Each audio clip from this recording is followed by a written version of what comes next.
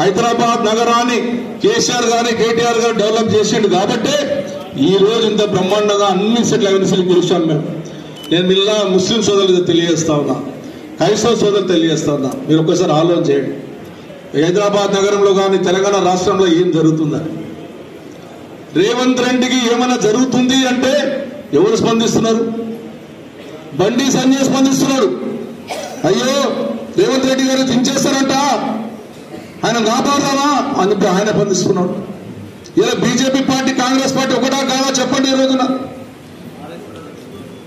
లంబడి పెట్టారు.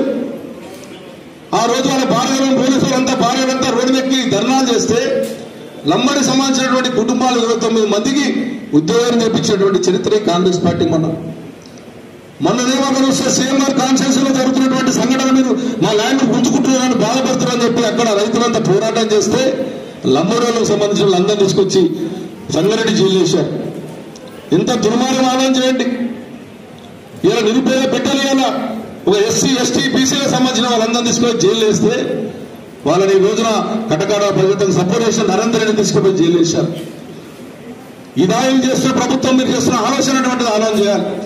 ఇక్కడ జరుగుతుంది ఒకటి, కేంద్రంలో మేముండాలి, రాష్ట్రంలో మేముండాలి, ఇద్దరు తోడుదొంగలు ఒకటి. తోడుదొంగ బీఆర్ఎస్ పార్టీ ఉందని కూడా చేస్తాడు చెప్తే ఒక మంత్రి మొత్తం బహిష్కరించారంట.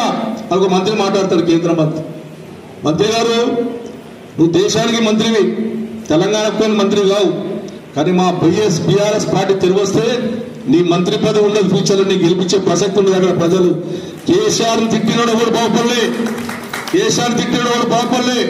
మీరు ఇష్టం వచ్చినట్టుగా బీఆర్ఎస్ పార్టీని బృంద పెడదామంటే మీరు 2 పార్టీలను ఖచ్చితంగా బీఆర్ఎస్ పార్టీ కార్యకర్తలకు ఉన్నటువంటి ప్రజలే ఈ 2 పార్టీల బృంద పెడితే వచ్చే ఎలక్షన్లు అని చెప్పి తెలియజేస్తా ఉన్నాను.